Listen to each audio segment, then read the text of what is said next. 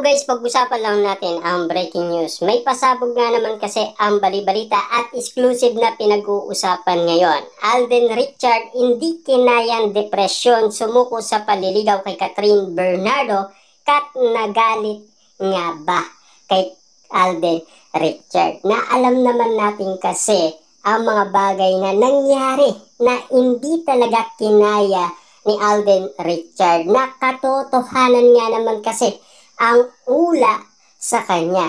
Ibig sabihin, alam nyo na siguro, kasi sinasabi ng manghuhula, dapat mag-ingat si Alden Richard. Pero, totoo naman ang pag-ibig niya ayon sa ula sa kanya. Talagang mahal na mahal niya si Catherine Bernardo. Hindi lang natin alam kung bakit talaga binitawan niya si Catherine Bernardo. Katulad ng ginawa niya noon kay Julian San Jose. Yan kasi ang mga nangyari kay Alden Richard. Kaya wag nang umasa umano ang dapat umaasa pa kina Alden Richard at Catherine Bernardo. Dahil galit na si Catherine Bernardo kay Alden Richard. Hindi lang natin alam kung sakali pwede pa silang magtambal na dalawa, dahil pinag-uusapan noon ang kanilang bagong project na Marimar na teleserye. Nagtagal kasi ang mga preparasyon ng usapin patungkol umano sa project ng Katden. Papaano nga naman kasi ang Mexicanong production ng Marimar? Mahal nga naman kasi ang presyo. Hindi kinaya ng ABS-CBN at GMA Network. Pero ano nga ba talaga ang tunay na kadahilanan? Pinaliwanag naman niya ni Alden Richard. Sinasabi niya na okay sa kanya na pamilya niya muna ang unahin niya at lalong-lalo na ang kanyang negosyo at ang kanyang karera. Hindi na sana siya babalik. Pero kakalimutan niya daw lahat.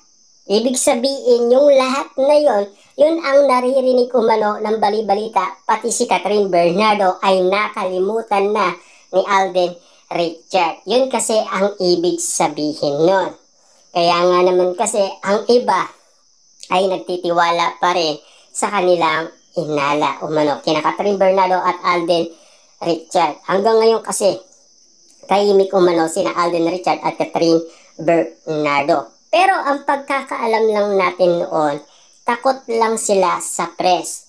Takot lang silang umamin. Kita nyo naman, no? Pinag-uusapan noon ang panliligaw ni Alden Richard. Pero ang sinasabi ni na Alden Richard at Catherine Bernardo, magkaibigan lang sila. Nag-level up lang daw. At lalong-lalo na, siyempre pinag-uusapan ayon kay Ogie Diaz, mag-MU na daw sina Alden Richard at Catherine Bernardo dahil sa nasaksihan na natin. Siyempre, yung moment na talagang doon na papunta yon, iniwanan pa ni Alden Richard ng dahil sa depresyon.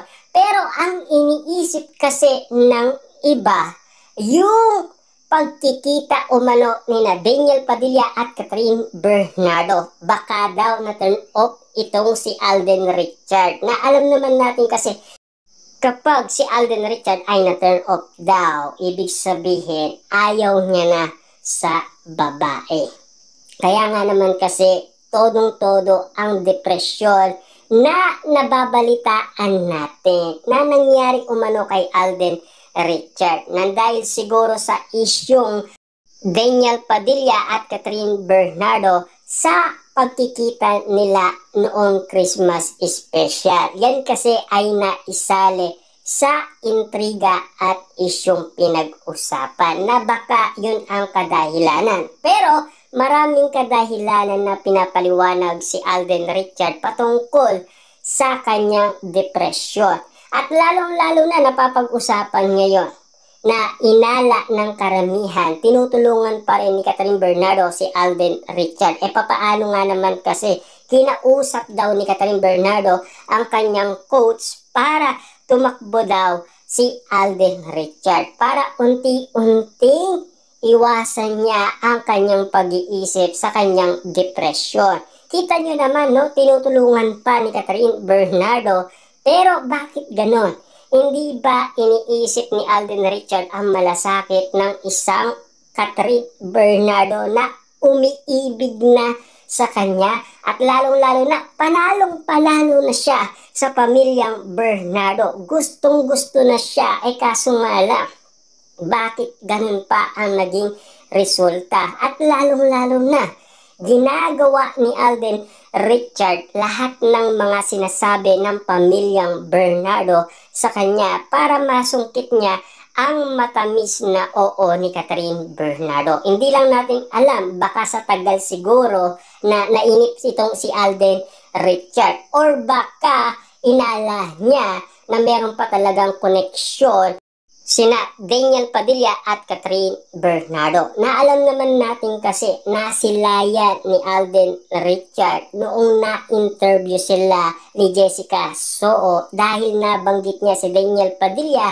at grabe daw ang iyak ni Catherine Bernardo. At dali-dali nga naman kasing pinainto at pinakat ni Alden Richard ang nasabing video at wag daw isali yun, di ba? Kitang-kita nyo naman siguro ang moment na baka nga naman kasi hanggang ngayon tinitiis lang ni Catherine Bernardo ang kanyang pagmamahal kay Daniel Padilla. Na alam naman natin kasi galing sa bibig ni Catherine Bernardo na hanggang ngayon mahal pa rin niya si Daniel Padilla. Hanggang ngayon hindi niya pa rin nakakalimutan ang pagmamahal niya kay Daniel Padilla. Meron mang nangyaring iwalayan, at least nagpatawad na sila sa isa't isa. Yun ang pinakamaalaga. Ika nga ni Alden Richard, kung ang Diyos ay nagpapatawad, tayo pa kaya, di ba? Ano man ang kasalanan ng tao, siyempre kayang-kaya natin patawarin yan. Kaya yun ang ginawa ni Catherine Bernardo. At saktong-sakto, malambot na ang puso ni Catherine Bernardo. Kaya inarap niya na si Daniel Padilla. Noon kasi, dinadaan ni Daniel Padilla sa pag-inom ng alak. Para nga naman kasi suyuin muli si Catherine Bernardo. Nangyari yan noong 2023, September yun. Kasi nagkalabuan daw sila September na. Yan kasi ang balita.